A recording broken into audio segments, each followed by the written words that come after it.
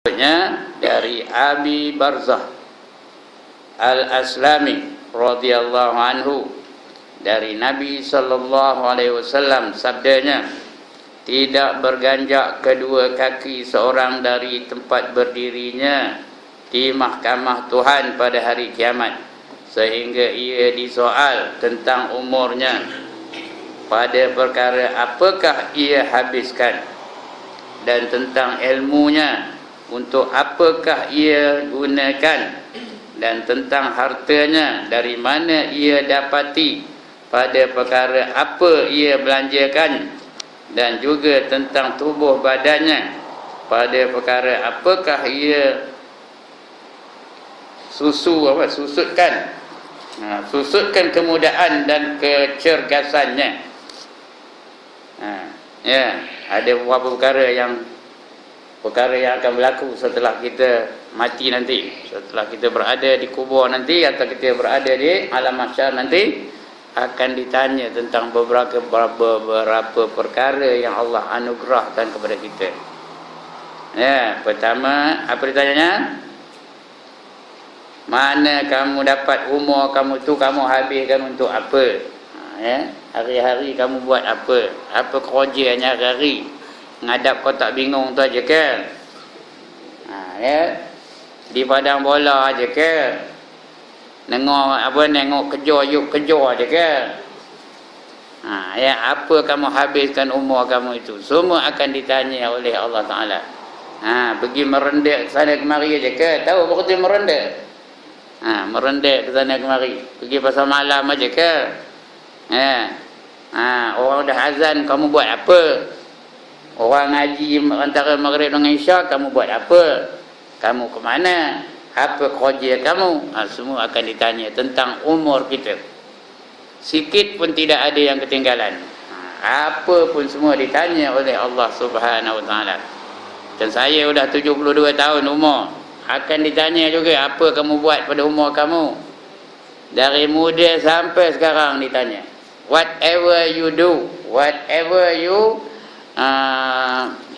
participate, semua akan ditanya oleh Allah Subhanahu Wa Taala. Itu dari segi umur. Pada perkara apakah dihabiskan, dan tentang ilmunya, Allah bagi kita ilmu banyak. Ilmu kehidupan, ilmu keagamaan, ilmu Al-Quran, ilmu hadis. Apa kita gunakan ilmu kita itu? Kalau kita ustaz, apa kita gunakan ilmu? Kalau ustazah, macam mana dia gunakan ilmunya? Semua akan ditanya. Kalau tak ada apa buat, kamu ngajar ke? Tak ada. Ngapa? Malas. Esok semua akan ditanya. Jawab dari hadapan Allah Subhanahu Wa Taala. Kemudian sudah ilmu, apa tanya lagi? Untuk apakah kamu gunakan? Sedangkan Rasulullah bagi tahu apa? Balighu anni walau ayat. Sampaikan olehmu dariku walaupun satu ayat. Nak nyampaikan ilmu ni bukan mesti majlis rasmi macam ini aja. Bila-bila pun boleh. Kedai kopi boleh. Dengan isteri boleh, dengan anak-anak boleh, dengan jiran tetangga boleh. Sampaikan ilmu tu kepada mereka. Jangan disorok-sorok ilmu tu, ya. Itu tentang ilmu. Dan tentang harta. Ini lagi teruk, ya. Tokah kamu ada berapa, motor ada berapa, mana dapat duit belinya, riba ke tak, tuang ke tak, ada orang kamu tipu, kemudian tokah tu bawa ke mana? Beli tu satu perkara, kemudian dah ada tokah tu bawa ke mana? Apa digunakan tokah tu? Untuk buat maksiat ke, atau untuk buat kebajikan? Semua akan ditanya oleh Allah Subhanahu Wa Taala. Tentang perkara apa dibelanjakan? Kamu beli baju di mana? Baju jenis apa kamu beli? Bebek ke kamu beli? Miniskirt ke kamu beli? Seluar pendek ke kamu beli? Dan sebagainya. Semua akan ditanya oleh Allah Subhanahu Wa Taala. Begitu juga kita belanja untuk isteri dan anak kita, ditanya tu. Kamu beli untuk isteri apa benda? Baju macam mana? Tudung macam mana? Kain macam mana? Semua akan ditanya oleh Allah Subhanahu Wa Taala. Kemudian tubuh badan. Ini lagi teruk ya. Tubuh badan kamu, tubuh badannya pada perkara apa ia disusutkan kemudahan dan kecergasannya. Dulu kita muda, cergas. Saya dulu muda, cergas. Merambat ke sana, merambat kemari. Main badminton sana, main badminton sini. Kamu main badminton pakai seluar apa? Banyak peminat badminton sini ya. Dewan ada belakang kan? Main badminton pakai seluar apa? Ada kan sampai meninggalkan mayang? Semua akan ditanya oleh Allah Subhanahu Wa Taala. Main golf pun begitu juga. Kamu beli kayu golf tu berapa duit? Ya. Kamu pakai apa? Duit apa? Ada riba ke tak? Semua akan ditanya. Begitulah ya. Apabila habis orang-orang yang disoal oleh Tuhan yang Maha Adil, maka suratan amal manusia dikeluarkan. Baru dibagi kita suratan amal. Ditanya dulu, itu baru dibagi suratan amal. Dikeluarkan. Itu ada convocation besar-besaran. Semua orang akan menerima sijil keputusan peperiksaannya. Periksanya bila? Periksanya bila? Sekarang ni dalam dunia ni, semasa hidup ni diperiksa. Kita sedang diperiksa lah sekarang ni. Ini sekarang ni semua tengah jawab soalan. Apa jawapannya? Jawapannya apa? Ada 5 objektif. Ada 5. Wajib, haram, sunat, makruh, harus. Tengah ini kita jawab ni. Apa jawab kita ni? Apa jawab ni? Wajib, kerana menuntut ilmu itu wajib. Kadang-kadang makruh. Mengapa? Tengah ngaji tu nganggu aja dia. Makruh lah tu. Kadang-kadang dia sembang pula, dia jadi haram. Orang tengah ngajar dia sembang anu ini beli wang kalian ni. Udah dapat haram. Tengoklah apa yang kita buat. Kadang-kadang dapat sunat. Lepas ni ada nak nyamu TO, ada tak lepas ni TO? Udah dapat pahala sunat. Pahala sedekah Selalunya di sini ada ikan keli gula tempoyak. Ada tak? Kalau ada, dapat pahala sunat. Kalau yang lain pun dapat juga pahala sunat. Begitu. Sunat ada, haram ada, wajib ada, makruh pun ada, harus pun ada. Jadi jawab esok. Bila habis esok dicek lah banyak-banyak. Banyak wajib ke, banyak sunat ke, banyak haram ke, banyak makruh ke, atau banyak harus. Biasanya yang banyak tu wajib, sunat, beratlah timbangan. Timbangan dia esok dapatlah kitab amal segalanya. Jawapannya baik belaka. Lulus lah tu. Orang yang lulus, dia akan menerima kitabnya dengan tangan kanannya.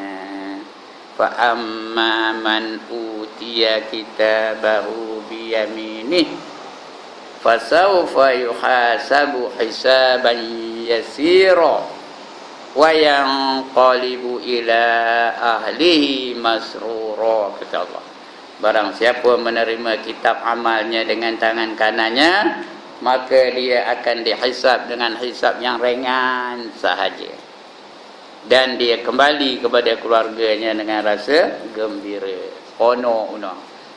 Balik ke rumah, yahoo, kata dia, seronok. Dia lulus lah. Mana selesai ya? Ada golongan yang dapat kitab amalnya dengan tangan kirinya. Bila dicek, tengok haram, makruh, jawabnya. Adalah sekali-sekali sunat. 2 kali setahun dapat sunat. Apa sunat tu? Mayang raya 2 kali setahun dapat sunat. Lain tu haram, makruh. Jadi dia akan terima kitabnya dengan tangan kirinya. Wa amma man wa ashabus shimal ma ashabus shimal fi samumin wa hamimin wa dhillim min yahmumin la baridin wa la karim. Dan golongan kiri, siapa itu golongan kiri? Mereka itu berada di dalam neraka yang terdapat asap-asap yang panas, udara-udara yang panas. Tiada kesejukan dan tiada keselesaan bagi mereka. Itu neraka dia dapat ya, golongan kiri. Ada lagi satu lagi teruk. Dicucuk dada tu dengan tangan kiri tu. Habis tu tembus ikut belakang. Tu ambil kitab dari belakang. Yang menerima kitab dari belakangnya. Wa amma man utiya kitabahu wara'a dhahri fasawfa yad'u subura wa yasla sa'ira. Dan siapa menerima kitabnya dengan tangan kirinya, maka dia menjerit kecelakaan. Celaka aku, katanya, menjerit dia. Dan dimasukkan ke dalam neraka yang bernama Sa'ir.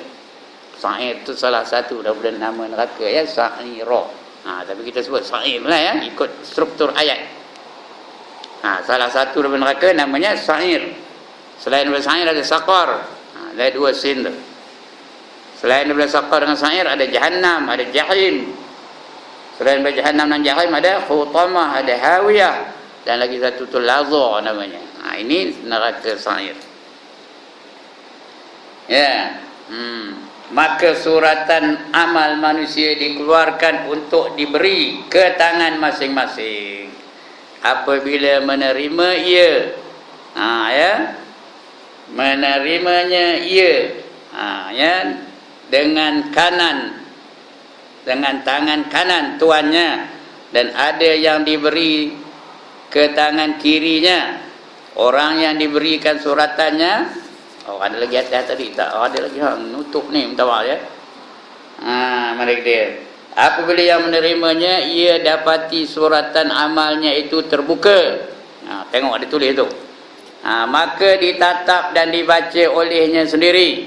Ya, ditatap dan dibaca olehnya sendiri. Ya, dalam surah Isra ayat 13. Apa dia? Wa kulla insanin alzamnahu ta'irahu fi 'unuqih wa nukhriju lahu yaumal qiyamah kitaban yalqahu mansyura. Itu dia ya. Apanya? Sepertinya dah ada, didapati surat itu terbuka, maka ditatap dan dibaca olehnya sendiri. Setelah suratan amal itu diberikan ke tangan masing-masing, maka timbullah kepada orang-orang yang bersalah, yang tidak bertaubat, perasaan gelisah, takutkan akibat kesalahannya yang tertulis di dalam suratan amalnya. Itu boleh kita dapati di surah Al-Kahfi ayat 49. Ya, bunyi ayat itu, wa wudi'al kitabu fataral mujrimin musyfiqina mimma fihi wa yaquluna ya wailatana ma li hadzal kitab la yughadiru saghiratan wala kabirah illa ahsaha wa wajadu ma amilu hadira wala yazlimu rabbuka ahada. Ya, itu ayatnya. Maksudnya dah ada di sini ya. Dia rasa takut, gelisah, kerana dia bersalah, kerana kesalahan yang ditulis dalam suratan amal itu. Ya, ngapa amal aku ni kopi ni tulisnya, kata risau benar ya.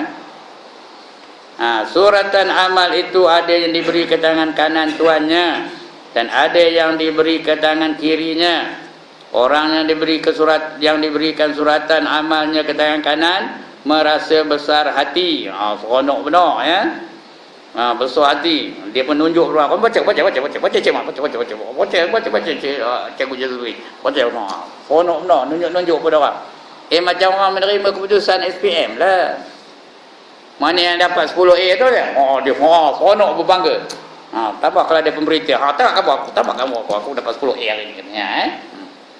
Tapi mana yang dapat 10E, tak ada ngambil CJ pun. Tak ada ngambil CJ pun.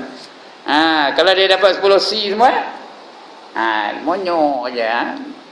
Senyum tak apa benda ya. Pasal 10 C aja. Tak ada cemerlang langsung. Itulah sok kita di akhirat besok. Ada yang gembira, ada yang nunjuk-nunjuk pada orang, ada yang terlompat-lompat kegembiraan, ada yang monyok, ada yang menangis, ada yang menjerit-jerit. Ya. Menyesal tak sudah-sudah. Gitu ya. Suratan amal itu ada yang diberi ke tangan kanan tuannya dan ada yang diberi ke tangan kirinya. Orang yang diberi suratan amal ke tangan kanannya merasa besar hati dan berbangga dengan yang demikian sehingga ia menyeru orang-orang lain supaya membacanya. Ini bukan lombok ni. Dia nunjuk orang tengah baca suratan amal aku nampak.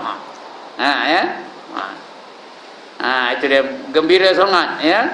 Iaitu surah ayat 19 surah Al-Haqqah. Ya Al-Haqqah apa? Fa amma man utiya kitabahu bi yaminihi fayaqulu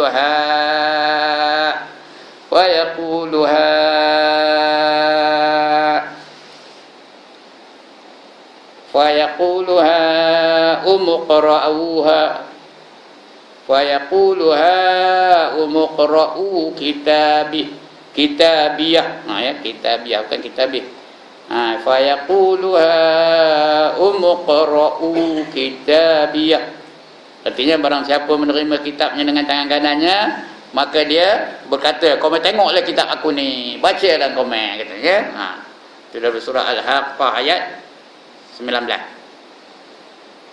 Dan sebaliknya orang yang diberi suratan amalnya dari tangan kirinya merasa runsing hati, dan merungut-rungut kerana keburukan nasibnya. Iaitu surah apa? Surah 25 surah Al-Haqqah juga ya.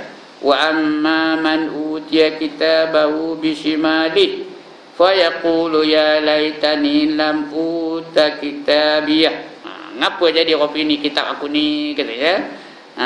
Celaka aku. Mengapa aku ya laitani tu ni celaka aku?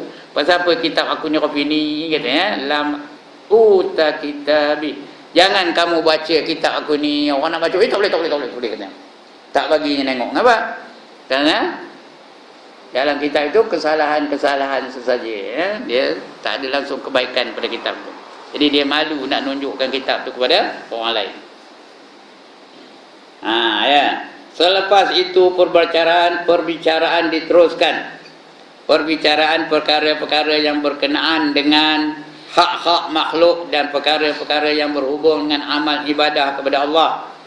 Perkara-perkara yang berkenaan dengan hak-hak makhluk meliputi yang pertama, perkara-perkara yang berkenaan dengan melakukan jenayah ke atas nyawa dan tubuh badan satu makhluk seperti bunuh-membunuh, tikam-menikam, pukul-memukul, siksa menyiksa, sabung-menyabung, lagi melaga dan sebagainya. Ya. Semua akan diambil kira. Everything will be accounted for. Kita nampak orang tu tak lalu nak balas balik, di akhirat besok akan dibalas. Kalau dia apa tak salah saja, tampuk ya. Esok di akhirat besok orang yang kena tampuk tu akan nampak balik orang yang nampak tu. Dalam dunia tu dia kena tampuk tak lalu nak balas, pasal yang nampak tu badan besar benar. Kalau dibalas naik pula ya. Tapi kalau dia ada salah lain cerita, ini tak ada salah saja dia tampuk buli. Jenis pembuli ni nanti akan dihidupkan balik, dia suruh tampuk balik. Tu seorang kambing pun itu. Kambing kecil dan kambing besar. Kambing besar tu nanduk kambing kecil tu. Jadi kambing kecil tak lalu nak melawan. Esok dihidupkan dua-dua kambing tu. Yang kecil tu disuruh menanduk kambing yang besar tu pula. Dia tanduk. Macam mana dia tanduk dalam dunia tu, esok di akhirat macam tu lah. Semua akan diambil kira ya. Pukul, memukul, ketuk, mengetuk, bunuh, membunuh.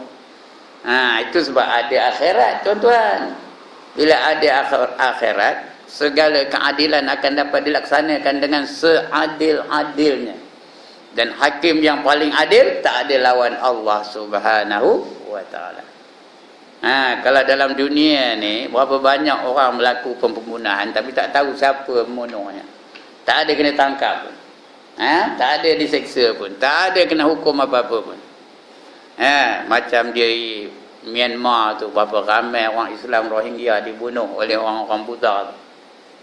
Beribu-ribu tuan-tuan, bukan main ratus, main ribu-ribu. Sekali bunuh 500 dibunuh. Satu kampung tu habis disembelih dia.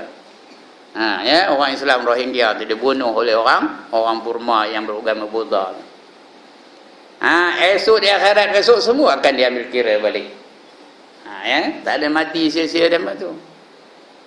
Begitu juga hari ini ramai manusia-manusia yang membunuh dan dibunuh tapi tidak diketahui siapa pelakunya. Siapa bunuh siapa kita tak tahu sampai sekarang.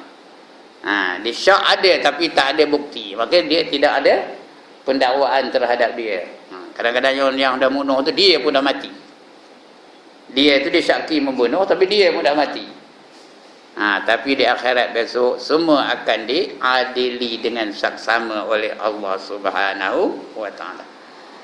Begitu juga pukul memukul, seksa menyeksa, tak salah pun masuk penjara. Siap besok Sabung menyabung, sabung ni apalah berjudi ni jenis-jenis sabung menyabung ni, ayam dan sebagainya, laga melaga dan sebagainya.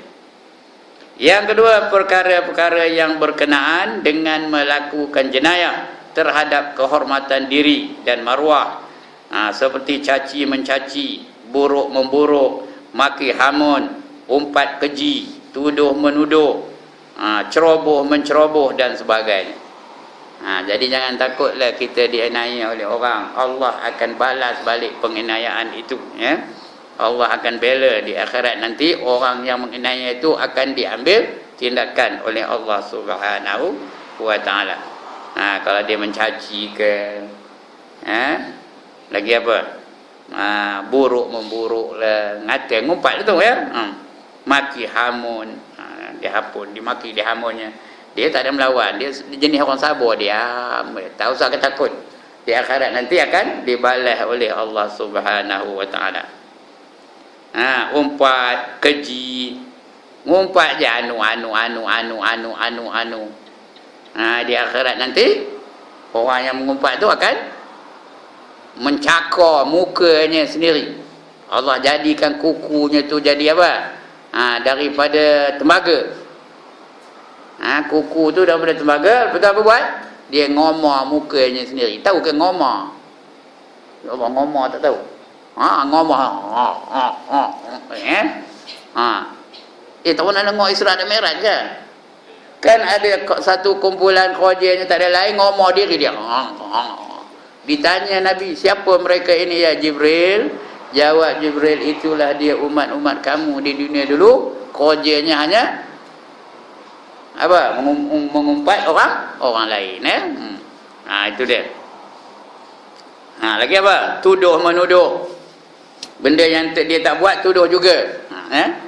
Padahal dalam Islam kalau nak nuduh orang berzina, nak nuduh orang macam mana? Mesti ada 4 orang saksi. Kalau tak ada, jangan tuduh. Kalau kita tuduh juga, orang yang menuduh tu akan disebat. Berapa kali sebat? 80 kali sebat.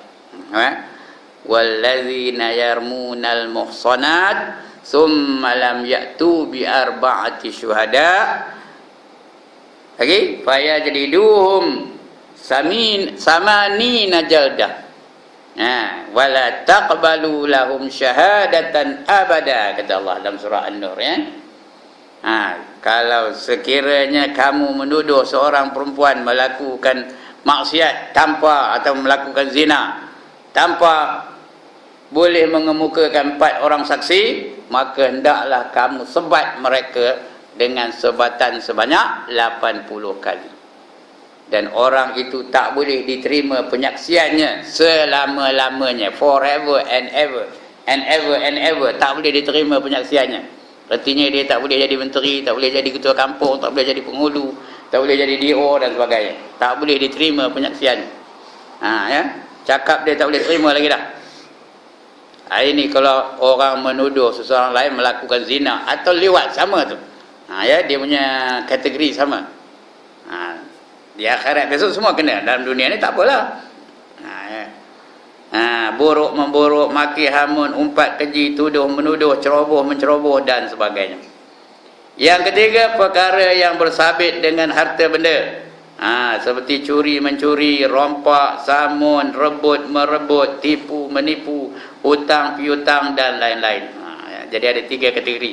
Satu, perkara jenayah.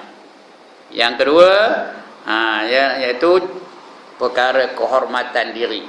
Yang ketiga, tentang harta benda. Kalau dia nuang ke dia runcit ke, tak usah takutlah nanti dia bayar. Dia bayar balik. Dia nuang orang jual ikan ke. Dia jual ikan esok teman bayar, esok dah haram datang. Sampai 2 tahun. Saya dah lugu jual ikan ni tahu. Dah kutat. Macam-macam. Ada seorang tu.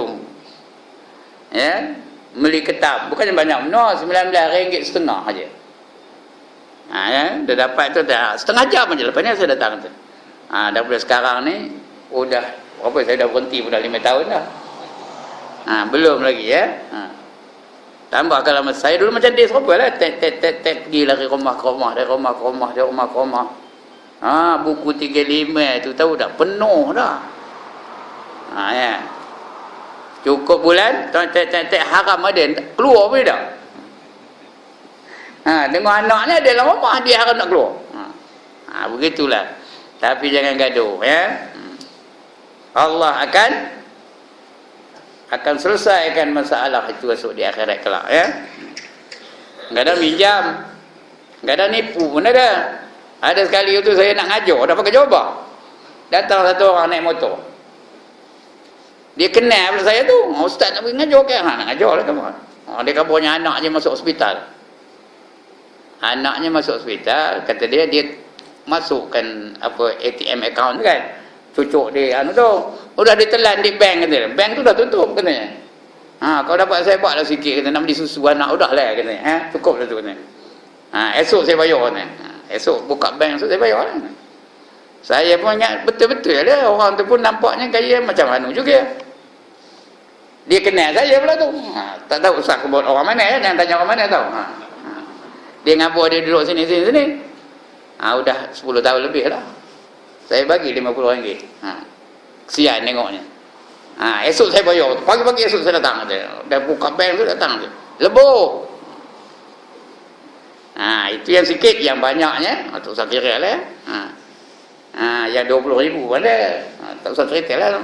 Tapi saya apa itu juga. Nantaklah kamu nak tuang-tuang lah. Tulis ke saya. Saya apa itu juga. Mercedes juga pakai albak. Tak ada bengkerak pun. Lantak kau nak nuang. Dan orang tu pula tak ada pula kaya juga. Apa itu juga. Itu dia Sebab itu kita percaya dengan akhirat ni. Percaya bahawa apa saja yang orang laku terhadap kita akan dibalas oleh Allah Subhanahu Wa Taala. Baik akan dibalas dengan baik, jahat akan dibalas dengan jahat. Jadi apa nak risaukan? Kita dah percaya, yakin betul bahawa di akhirat nanti everything will be accounted for. Itu dalam hidup ni cerita. Ini antara guru dengan murid boleh cerita Jangan pergi kedai kopi cerita anu tak boleh. Dan orang pun jangan sebut. Jangan sanu tu tak boleh Tapi keadaan manusia hari ni apa itulah. Jadi 3 perkara. Kemudian yang seterusnya, hukuman ke atas sesiapa yang didapati bersalah di dalam perbicaraan ini ialah yang pertama, menerima balas dari makhluk yang dilakukan jenayah itu terhadapnya. Pukul, balas pukul. Bunuh, tak ada balas bunuh. Pasal dia bukan mati di akhirat, mana ada mati. Tak ada mati lagi. Tapi akan dibalas lah. Apa saja. Sekurang-kurangnya pahalanya dia ambil. Kalau hutang tak bayar, ambil pahala dia. Untuk membayar hutangnya. Yang kedua, memberikan amal kebajikan kepada orang yang ia enayakan. Untuk membayar hutang orang itu, mengganti ruginya. Dan apabila tidak ada lagi amal kebajikannya untuk diberi kepada orang itu, maka ia terpaksa menanggung kesalahannya. Atau yang ketiga, dimasukkan ke dalam penjara. Ya, yang disediakan oleh Tuhan, iaitu neraka Jahannam lah. Penjara ni tak ada lain tapi ialah neraka Jahannam. Jadi jangan takutlah dia balas. Boleh kalau umpamanya dia boleh bayar balik dengan pahala yang ada pada dia, pada kita. Dia penat-penat bangun malam, kita dapat pahala. Kalau dia mengenai kita lah ya. Dia sembahyang malam, dia sedekah, dia baca Quran, dia berjuang, dia berjihad. Pahalanya dapat kita kerana dia menganiayai kita. Tak cukup pahala, dia ambil pula dosa kita. Dosa-dosa kita tu dia nanggungnya. Ya. Tak cukup lagi, tak habis lagi bayarnya. Maka dia pula akan dihukum di dalam penjara. Penjaranya apa? Neraka Jahannam. Itu dia. Jadi apa nak risaukan? Allah Maha Adil. Ya. Inna Allah alimun hakim. Allah itu Maha mengetahui lagi Maha Adil. Ya. Bagi menyelamatkan seseorang daripada menghadapi pembicaraan yang tersebut, maka Nabi Muhammad sallallahu alaihi wasallam mengingatkan umatnya serta menerangkan jalan keselamatan masing-masing. Di dalam hadis-hadis yang berikut. Kalau hendak selamat, tak hendak kena bayar balik di akhirat, tak hendak masuk penjara, tak hendak amalan kita diambil oleh orang-orang yang kita aniaya, maka ada hadis-hadis ini diterangkan ya. Yang pertama hadis 106. An Abi Hurairah radhiyallahu anhu anna Rasulullah sallallahu alaihi wasallam qala la tu'addanna al-huququ ila ahliha hatta tuqada syatul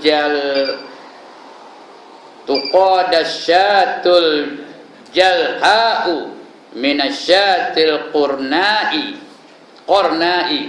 wa fi riwayatin ziyadatu tantaquha. Dari Abu Hurairah radhiyallahu anhu bahawa Rasulullah sallallahu alaihi wasallam bersabda, sesungguhnya sebarang hak tak dapat tidak mesti dibayar kepada tuannya.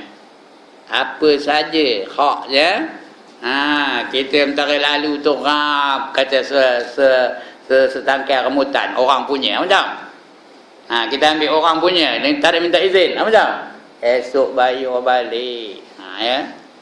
Padahal bukannya berapa duit dengan setangkai remutan tu, tapi bayar balik. Nampak? Sebarang hak tak dapat tidak mesti dibayar kepada tuannya, sehingga kambing biri-biri yang dogol diberikan peluang membalas kambing biri-biri yang bertanduk. Kambing biri itu dogol, tanduk pun tak ada. Ditanduk oleh kambing yang ada bertanduk tu. Esok dihidupkan dua-dua tu. Kemudian yang dogol tu nanduk yang bertanduk tu pula balik. Nampak tu? Itu pun akan dibalas balik. Artinya tak ada langsung penganiayaan yang terlepas begitu saja. Iaitu menanduknya menurut satu riwayat. Satu riwayat dia menanduknya. Itu hadis yang ke-106. Yang kedua, dari Abu Hurairah juga radhiyallahu anhu, an Abi Hurairah radhiyallahu anhu, anna Rasulullah sallallahu alaihi wasallam qala man kanat lahu mazlamatun li ahadin min ardin aw syai'in falyatahallalhu minhu al-yawma qabla an la yakuna dinarun wala dirhamun in kana lahu amalun salihun ukhidha minhu biqadri mazlamatihi wa illam yakul lahu hasanatun ukhidha min sayyiati sahibihi fahumila alaih. Dari Abu Hurairah radhiyallahu anhu bahawa Rasulullah sallallahu alaihi wasallam bersabda, siapa yang menanggung sesuatu kezaliman yang dilakukan terhadap saudaranya, sama ada yang mengenai maruah dan kehormatan atau sebarang perkara yang lain, maka dari sekarang juga hendaklah ia meminta orang itu melepaskannya dengan jalan memaafkan atau menghalalkannya sebelum datangnya masa yang tidak ada padanya wang ringgit atau emas perak untuk membayarnya. Bahkan pada masa itu kalau ia mempunyai amal soleh, amal soleh akan diambil daripada amalnya itu sekadar perbuatan anaknya yang dilakukannya untuk diberi kepada orang itu. Kalau ia pula tidak mempunyai amal soleh, maka akan diambil dari kesalahan orang itu, serta dibebankan kesalahan itu ke atasnya. Jadi Nabi pesan kepada sahabat, siapa yang ada hak terhadap orang lain, mesti kamu selesaikan hak itu. Jangan kamu mati membawa hak orang lain tu, ya. Jangan mati kamu enaknya orang lain, kamu mati tak sempat nak menyelesaikan penganiayaan kamu terhadap orang lain. Kerana bila sampai ke akhirat besok, tak boleh dibayar dengan wang ringgit, tak boleh dibayar dengan dinar, tak boleh dibayar dengan dirham. Yang nak bayar dengan apa? Dengan amal dia, pahala amal yang bayarnya. Sebab itu kalau ada masalah, segera selesaikan, sama ada minta maaf atau balas balik dan sebagainya. Sebab itu Rasulullah ketika nak wafat, dia ngabur pada sahabat.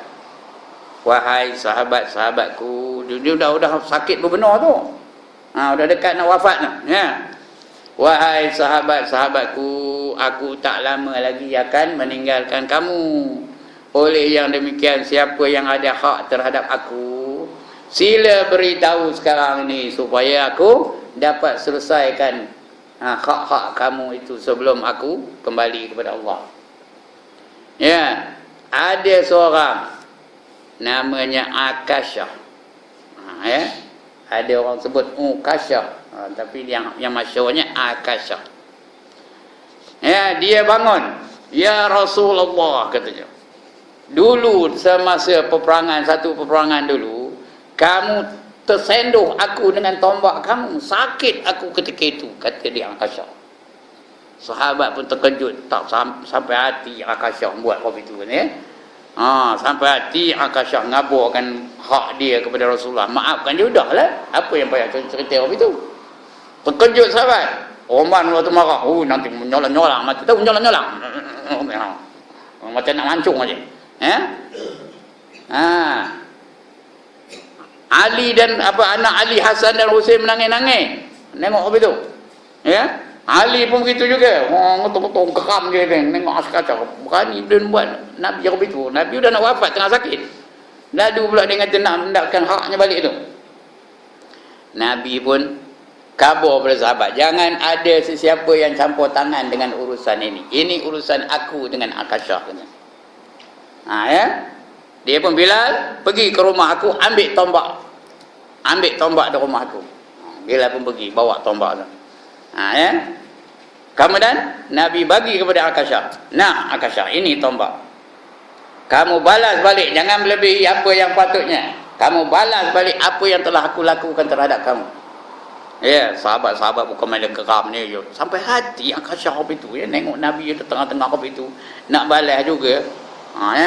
Nombor satu geram umur lah, dah ngasah pedang. Mati. Contoh betul lah. Kata Umar ni dia bukan ada silap sikit orang, dia nak mancung aja. Bagi kepada Akasyah. Kata Akasyah, ya Rasulullah, ketika kejadian itu aku tak berbaju, katanya. Jadi Nabi pun buka baju. Wahai Akasyah, silakan sekarang. Akasyah pun tenang, ambil tombak tu tenang. Dia pun meluru dengan tombak tu. Udah elok nak dekat, dan dekat benar dengan Rasulullah tu, dicampaknya tombak tu, dia pun peluk Rasulullah, diciumnya perut Rasulullah. Sambil dia menangis dan berkata, ya Rasulullah, aku sahabat yang jauh dari kamu, aku tak ada berpeluang nak bertemu kulit dengan kamu, katanya. Aku telah dengar kamu bersabda, barang siapa bertemu kulit dengan aku, dia dijamin masuk syurga.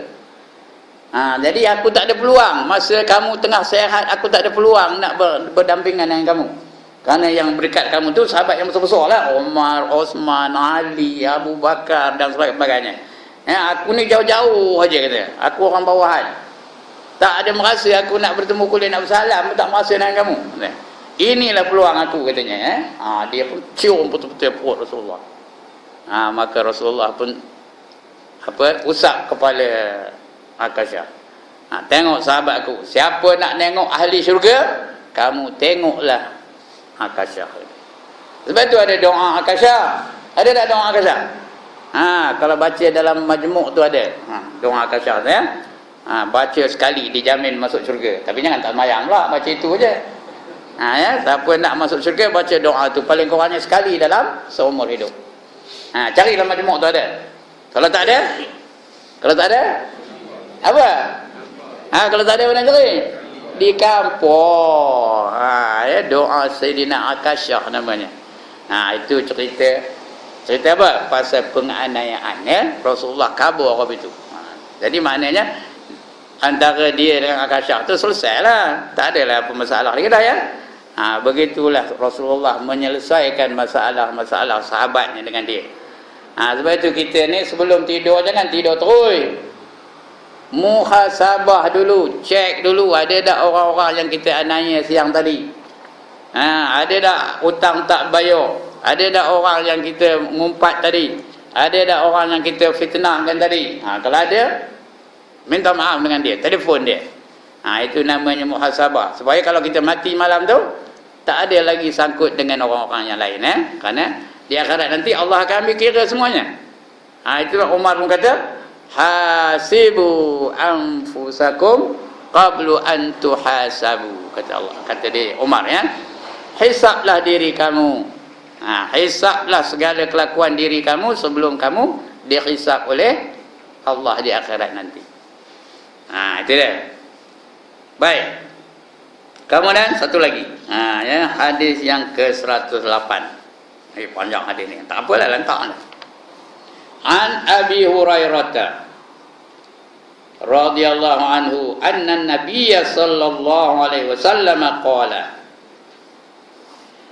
atadruna minal muflis qalu al-muflisu fina man la dirhama lahu wala mata'a faqala sallallahu alaihi wasallam innal muflisa min ummati man ya'ti yaumal qiyamati bi salatin wa siyamin wa zakatin wa ya'ti qad syatama hadza wa qadhafa hadza wa akala mala hadza wa safaka dama hadza wa daraba hadza fa yu'ta hadza min hasanatihi wa hadza min hasanatihi fa in faniyat hasanatuhu qila an yuqda ma alaih ukhiza min qatayahum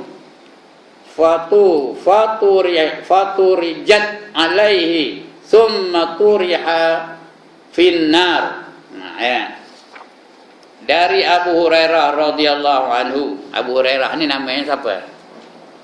Siapa nama dia yang sebenarnya? Abdurrahman ya. Abdurrahman namanya.